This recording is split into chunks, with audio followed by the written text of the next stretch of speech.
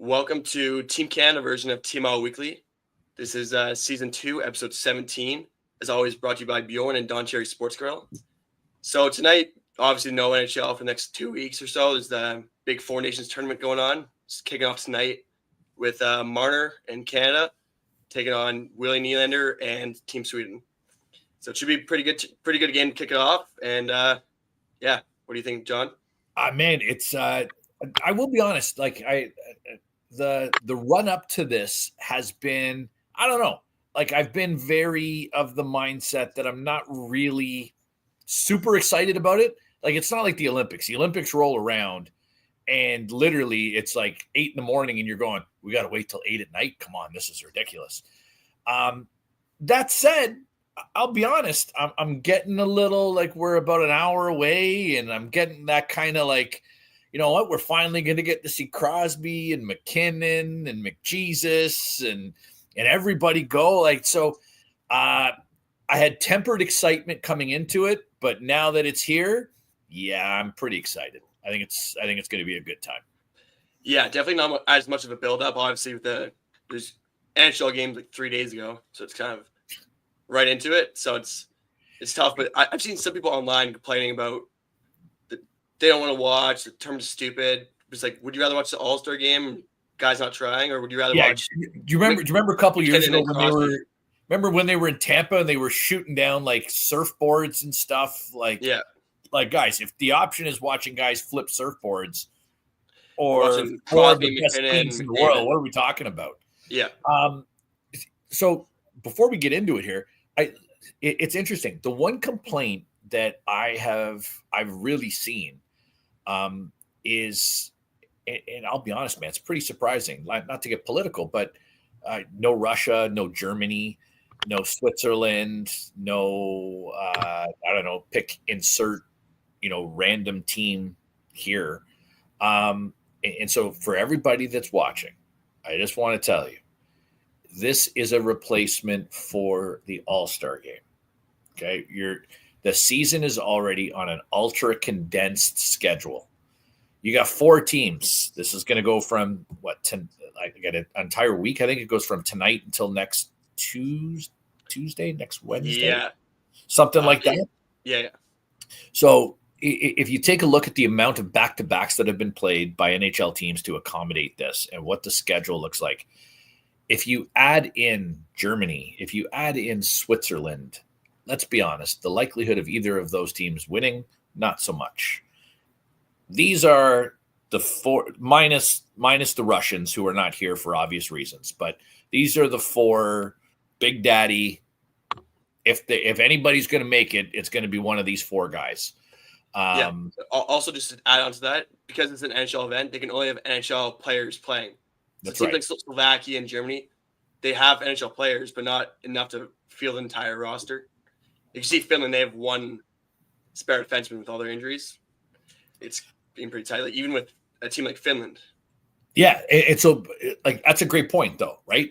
And so when you take a look at it, there's reasons why. I get it. You're allowed to be it's not the same. And all I'm telling you is nobody's pretending to tell you it's the same. It's not the Olympics. It's an NHL run, manufactured tournament. We get all that. But Nolan, to your point, and I think possibly that was the most concise way of saying it, it's this or let's shoot at surfboards on the beach. Yeah. This is a no-brainer, right? No-brainer to me. So yeah. And just before we got on here too, I was watching Sportsnet. They had Gary Bettman and those guys doing a press conference and answer questions, and they announced that they're going to have a World Cup of Hockey in 2028. So the plan is to have Olympics, 2 years later World Cup of Hockey, 2 years later Olympics. So every 2 years we'll have best on best hockey. It's all you can ask for. Yeah. Who's saying no to that? Nobody's saying no to that. That's what we want, right? Is. It's been what 20 are we going to call the last World Cup where we had Team North America and Team Europe, and listen, it was fine. It was fine, right? But let's do it properly, right? Yeah. 2014 Olympics was the last official Yeah, like you could just imagine the World Cup of soccer with like, all of the B players who didn't make Argentina or Brazil, and they're just known as Team South America. You know what I mean? Like Yeah. we got to stop the pretend stuff. Let's do it right. And you know what? If we're gonna start and do it, I'm all in for it, man. I think it's great. There's no negative to best on best hockey ever. No, no, it's great for growing the game, and I think with that we should get into tonight's game. We got, as mentioned earlier, Canada versus Sweden starting in about an hour from now. Yeah, give or take. Yeah. So, what are you expecting from tonight? Two Man, top teams in the world going head to head right off the bat. No way to bet. So I'm gonna listen. I've got two things that I'm really looking forward to watching tonight. And listen, this is TML Weekly, and so I'm not going to shock you when I tell you who I'm focusing on tonight. Listen, is it going to be great to watch McJesus play? Yes. Do I think he's going to come out tonight like he's literally been shot out of a barrel? 100% I do. This is his first chance on the stage where he gets to show who he is and what's going on. I expect a monster performance from him tonight. I really think that this is it's almost his tournament to show. I mean, we all know who Connor McJesus is, but you know what I mean. To a certain extent, this is his first chance on the global stage. Yeah, and having guys like Crosby, McKinnon, everyone else like see what he does behind the scenes, how he prepares, and like see how serious he is to win. That's right. And so it's I expect it massive from him. I expect it. I expect Sid to be Sid, even Sid at 70% or whatever he's at now. Listen, I just want to put a reminder to people who are watching and are paying attention. The Crosby that you're seeing, he is still throwing at his age the Pittsburgh Penguins on his back and doing titanic things on a nightly basis, playing with me and Nolan. You're now putting a magician like Sidney Crosby in with guys who not only are in the wheelhouse, but think the game the same way. There's a reason why you want best on best. It brings out the best in the elite players. They love it. They crave it. They need it. And when you get around this, it's just positivity. So that's all good stuff. My biggest focus in this game is Mitch Marner. And if you're a Leaf fan, I really want to find, this is a litmus test for me, for Mitch Marner. I want to find out what Mitch Marner shows up. It's a high pressure game with elite players and a lot riding on it. I mean, not a lot riding on it, but enough riding on it. Like you're playing for national pride, right? Does Mitch show up in this and show that in big moments, maybe now he's got it figured out? Yeah. Or do we see the same Mitch Marner who, as Ray Ferraro said at the end of the playoff run last year, he's either hurt or he's not interested. Either way, it wasn't a good story. Yeah. So that's my number one focus here. I really, and listen, I want Mitch Marner to show up, and I want him to be the best bloody player in this tournament. I want him to score 3 goals and have 9 assists and just be all world. And, make it known that when the playoffs roll around, this is the version of Mitch Marner that we're going to see. That's my number one focus for Team Canada tonight. Yeah. What about you? Yeah. What are you focusing on? Yeah, just like you said, probably just going to be taken in the first period or two, just absorbing, watching Crosby, McDavid, McKinnon all fly around the ice together. But obviously, it's a 3-game tournament plus finals if you make it there. So Matthew Tkachuk described it as 3 Game 7s. So with that, I want to see how you gotta love that guy, eh? I want to see how Matthews, Marner, and Nylander all on their separate teams, how they each step up, because Nylander has an A, Marner's top line, Matthews has a C. So I want to see if they can take something away from playing with guys like Marchand and McKinnon, Crosby, these guys, and see if they take something away and bring it to the playoffs with them. The experience of like playing in a game 7. So this is what I'm kind of focused on for this tournament in general, but for tonight, mainly just focus on Binnington, see if he's starting tonight. So see how he plays. But yeah. So good lead into this. If you could go back right now, and I know the teams are the teams. If you could go back, would Logan Thompson not be the starting goaltender tonight? Oh yeah, all 3 goals would be different, right? If I were I saw this tweet the other day. It had the stats from since the team's been announced, the goaltending stats of Canadian goalies, and let me see if I can find it. But sorry, here it is.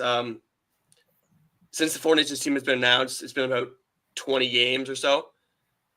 Aiden Hill 900 save percentage, Binnington 900, Montembeault 896, and then you got Logan Thompson 931, Darcy Kemper 927, Mackenzie Blackwood 925.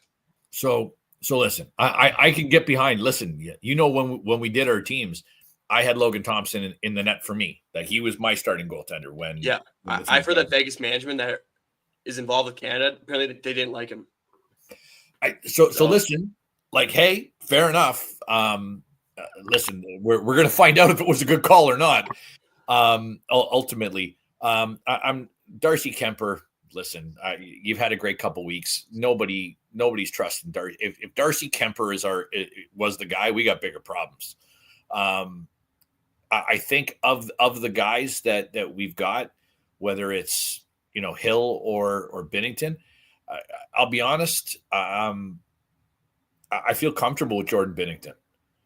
You just need to be hot for 3 games. That's all. Yeah, and so games.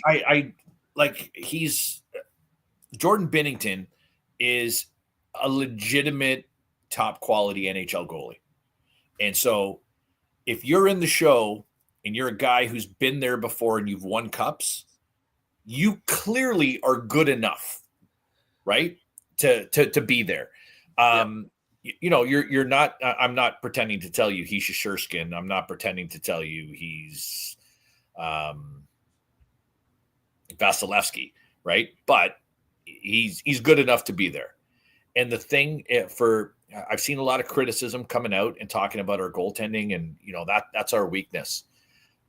Listen, it might be, right? It might be the weakest spot on the lineup, but guys, our strengths are such strengths. Like that, when you're taking a look at the roster for Team Canada, those top 2 lines, man, I don't know how you defend it. And I think Canada realized that goaltending was going to be an issue, so that's why they had guys like Colton Parayko, Travis Sanheim, Devin Taves, like these defensively responsible defensemen, and forwards too, like Sorelli and Hagel and all these guys, like guys that can help out a bit more. So I feel like if they had a guy like Vasilevsky or Hellbuck, they would different team. I agree. They would have like Bedard maybe or Scheifele, like more offensive guys. But because of the goaltending struggles or weakness, even though Binnington and Hill both won cups, I think they probably just tried to cement that a bit more. And listen, that 4th line. So just so everybody has it up, it's the Tampa Bay connection there, eh? It's what Brendan Hagel, Anthony Sorelli, and Travis Konecny. Yeah. Listen, that line, they're only going to get, if that line plays 7 to 8 minutes a game, that's all they're getting. But that line is going to be out there, and that's going to be the absolute shutdown. When you're out there, put the puck in their corner, give your guys a breather, run a deep cycle. You know what I mean? Play the puck deep, keep it low, bang the body, try and get a quick little play in front of the net, and don't do anything dumb. Can you imagine playing against that line though? They're all such pests and no, but that's what I mean though. Like that is, you know what? That is exact. Like that is what a 4th line should be. That is like there's no weakness on that as a fourth line. That is everything that if you could draw it up in your head on guys that you would want. Good face-off guys that can play the body, can hold the puck deep, play that, they're going to get that puck in deep, and they're just going to cycle that and just play. You know what I mean? Play deep around, kill some clock, eat the time, And they're still all highly elite players. Like Cirelli's probably the weakest link on the line, but he's still a top player in the NHL. He can still get you 20 goals. That's what I'm saying. Like you're it's not like it's not like we're rolling Colton Orr out, right? Like these guys all can play. The one guy, and I'll be honest, if I'm going to be critical of anything, the one guy who I'm not sure of is Seth Jarvis. I'm not saying he doesn't belong. I'm just saying if I'm looking at, he's playing with Point and Marchand tonight, I don't know that I love him there. He's fine. He's fine. Yeah. Don't get me wrong, but I don't know that I love him there. What do you feel about Seth Jarvis? Yeah, I'm not too sure. I was really surprised when he made the team, obviously, but me too. Brad Marchand. I think a lot of people were, though. If we're being honest about it, I think a lot of people were, right? Yeah, he's a great player. He's a great personality in the room. Just seeing videos of him and hearing stuff from his teammates.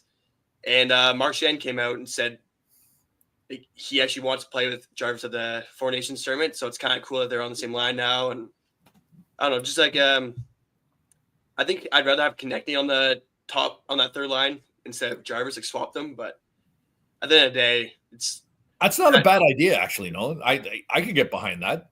I think Konechny's got maybe a little more hands. Yeah, I'm not too sure.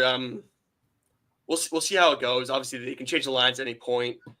They still got Sam Bennett to come in if anyone needs to come out or whatnot. But to me, I think I'd have Sam Bennett in over him. To be quite honest, if it was me, which it's not, but maybe against the U.S. they'll put Bennett in. Yeah, you know what? That's a great point. Maybe they're trying to give everybody a game and kind of see what the thing looks like. That's a fair point too. Yeah. That's very fair.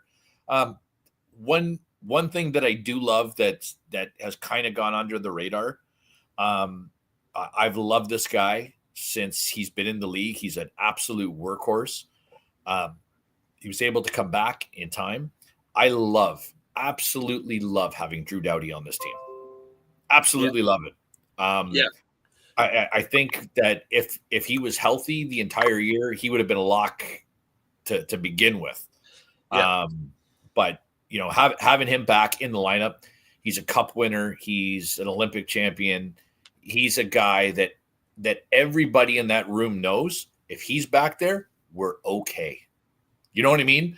And that, if you've played the game at any level as a forward, even as a defensive partner, when on the ice you're okay, it just makes a world of difference in the way you approach the game, in the way the offense flows, in the way the coach is coaching you and putting you in different positions. I love it. I'm thrilled that he was the guy that they named. Yeah, kind of like the perfect fit for Pietrangelo. Same kind of 100%. Hall of Fame defenseman, won some cups. He's won a gold medal or two. He just honestly, he's the perfect replacement for Pietrangelo. It kind of worked out. 100%. I agree, Nolan. 100% with you. Yeah, I agree 100%. Okay, so let's take a look at Sweden tonight. Listen, is there a player in the tournament who's got more riding on himself than Elias Pettersson right now? Yeah, no, I don't think so. It's been about 4 or 5 games since the Miller trade, and I think he's only got 1 assist to show for it. So, yeah, I think a lot of eyes are going to be on him. I'm curious to see when they play the U.S. if Miller goes after Pettersson. That'd be pretty entertaining. I never even thought of that. That is going to be a great. Yeah. That'd be super cool to see not Patterson because I think Miller would probably cave him in. But listen, yeah, Miller's not going to shy away. No, yeah, and the Tkachuk boys are going to be right behind him, right? Every time they get a chance at him, those boys are going to want to rally for him. So they've got him playing tonight with our friend Philip Forsberg. Always liked Forsberg, great hockey player, and Adrian Kempe on the top line. I guess the question here is, if you're a Vancouver fan, if you're watching this from Vancouver, what happens if Elias Pettersson doesn't have a great tournament playing with great hockey players? Do you start to wonder then, is it time to move on from Elias Pettersson? Yeah. I think this tournament will make a lot of teams kind of take notice of trends, like who plays good with who, especially with the deadline coming up. Say Larkin and Brock Nelson play really good together. Maybe Detroit looks to try to get Nelson, or other examples like that, kind of just finding guys that play well with. Well, and Brock Nelson, I think it's safe to say Brock Nelson's going to move, right? I don't know. Apparently, the Isles are trying to extend him now to a 3-year deal. I don't know what Lou's doing. But again, if you're Brock Nelson, why would you sign a 3-year deal? Yeah, with the Isles, it's going nowhere. They're trying to trade Dobson now. Anyways, we'll get back to this. Wrap it up in a few minutes, but just quickly, score prediction for tonight. Who do you got? Score prediction for tonight, I am going to say 4-2 Canada. I think we're going to expose the defense of Sweden. Really? I think the D's like probably it's hard to rank them because Canada, US, and Sweden, they're all so loaded, but Sweden's D, they're pretty stacked. They got Forsling as an extra. Forsling, I'm almost positive Forsling's going to play tonight. Okay, so maybe with Dahlin. Maybe Anderson's coming out then, but regardless, they still got. So the line's the way it looks like it's going to go. It's going to go Hedman and Broden, Ekholm and Carlson. Like Ekholm and Carlson is your second pair. That is ridiculous. It's like Ekholm and Bouchard and Edmonton, but but you know what I mean. Like that. Like that's a great pairing. Forsling and Dahlin on the back end for Sweden. I listen. I think we're going to overwhelm tonight. That's my play here. But I will go on record as I think we're going to go down early. I think we're going to try to, we're going to come out of the gate hot, probably dominate the pace of play, and Sweden will get, the first one, and we're going to kind of go like, really, man, we carried the play the entire time, and that happens. Yeah. And then I think we'll figure it out and take over. I think our talent is just better than Sweden's. Yeah. What about you? What do you like? I'm going to go 3-1 Canada. I think both teams are strong defensively, obviously. Both got really good offense. I just think Canada's going to pull through, and I think Sweden will probably get the first one, and then 3 straight Canada. Moving on, prediction for the finals, like who's going to be in the finals and who's going to win it. Well, I think the common answer is Canada, US, but I think Sweden could sneak in there, even Finland. But so listen, I'm going to go with a really hot take here. I'm going to go Canada and the States because let's be honest, we want Canada versus the States. You know what? And if we're being honest, Sweden probably wants Finland, right? Like Finland probably wants Sweden, right? Well, if it is Canada, US, that means that one of Matthews or Marner will win and be hosting a trophy in TD Garden in a championship game. Doesn't it just feel good though? Like that just makes me feel good. Yeah, Matthews as captain lifting it first, but I listen. I obviously I'm picking Canada. I don't bet against. I'm in hockey. I don't care what the odds are. I'm never picking against Canada or Crosby or like I'm just not doing it. Like listen, Mahomes lost in the Super Bowl. I'm still not picking against Patrick Mahomes. If Patrick Mahomes is in the Super Bowl, I'm still picking Patrick Mahomes, even though I hate him. even though I hate him, he's like Tom Brady, right? You don't pick against Tom Brady. You don't pick against Mahomes. No, I'm not picking against Canada. That's how I'm going. Yeah, and then final one we'll wrap up. It's Wait a minute, you got to make your pick though. Hold on. Who's in the final? I'm going Canada, US, and Canada win. Same as you, yeah. Okay, yeah. So we're outrageous going with the hot takes here. I almost want to say I'm taking Finland just cause. Yeah, I just think everyone wants that, so I'm just hoping into existence. Yeah, me too. Tournament MVP. Who do you got? Okay, so I'm going slightly off the board, but like if we're being honest, it's not really off the board. He's not had by his standards this year. He's not had the type of season that we've come to expect from him. But I've just call it crazy, call it intuition. I'm taking Cale Makar. I think if you've watched us for any amount of time, you know I am the biggest Cale Makar fan. I love everything that guy does in a game. I love the way he controls the play without, touching the puck. The things he does and the way he is positionally on the ice, he's sound in every aspect of the game. And I really feel that with the elite players that he's playing with, plus his familiarity with McKinnon, I think that this, not that it's a coming out party for him, because listen, everybody in the world knows who Cale Makar is, but I have a feeling that this is going to show everybody just how special that guy is. Cale Makar, he's my pick. Yeah, it's obviously hard to go off the board with so many talented players. That's what I mean, though, right? Like it's. But with that, I think he's probably like normally on the Avs he'd be top 2 candidate for MVP on their team. But on Team Canada, he's probably. That's what I'm saying. Yeah, exactly. Like maybe top 5, maybe. Yeah, I'm just gonna go Sidney Crosby. I think it's just great pick. Storybook. 15 years after the golden goal in Vancouver, I just think he'll come up clutch with some big goals late in games or in the gold medal game if we make it there. And yeah, I just think it's storybook ending to hopefully not ending to his career, but storybook close to the end. I don't know.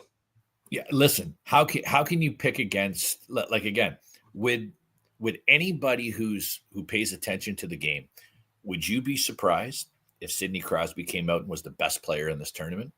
I don't think anybody would. No. He is Sidney Crosby. There's a reason that he is who he is in the game. And what I'm really like, again, as a Leaf fan, what I'm really excited about is Mitch Marner getting to watch Sidney Crosby. I'm tickled pink about it. I think that it's going to be something that it's if this doesn't make a difference, nothing will. Right? Yeah. If you're playing with Sidney Crosby, this is the equivalent of playing with Gretzky, right? Like for this generation, right? Yeah. Please understand. Don't everybody freak out. I am not saying Sidney Crosby is Wayne Gretzky. I'm not saying that. I'm saying to this generation of players who have come up, Sidney Crosby is their version of Wayne Gretzky. Yeah. And he is revered by guys, and for all of the right reasons too. I'm looking forward to that. I'm looking forward to, and by the way, above all else, I want 88, 16, and 34 to come out of this healthy. Just come out of it healthy, right? Yeah. If you're playing for Boston, Florida, or Tampa, and you happen to get an injury, that's too bad. Really hope everything goes well for you. But for us, listen, come out of it healthy. Let's play the right way. Let's have a good time. And you know what? I've got something really positive to say. None of us will have to sit through a Kendrick Lamar halftime show. So, let's take the win there. No Sheldon Keefe either. No Sheldon. Yes. Yeah. You know what? You do know how to warm my heart on a cold summer night, Nolan. Yeah, for sure. All right. I think that just about does it for us. We'll get to the game starting soon, and go Canada, go. Hey, and before we go, two things that I wanted to bring up. One Leaf related and one not. This week we had Paul Morris, who was the the Maple Leaf Gardens announcer from, I want to say, 1963 till 1999 when the building closed. Paul Morris passed away earlier this week, and so I want to say rest in peace to Paul Morris. I remember as a kid going down to the Gardens and hearing his name or hearing his voice, and to this day, I just feel like it's last minute of play in this period. You know what I mean? It just rings true.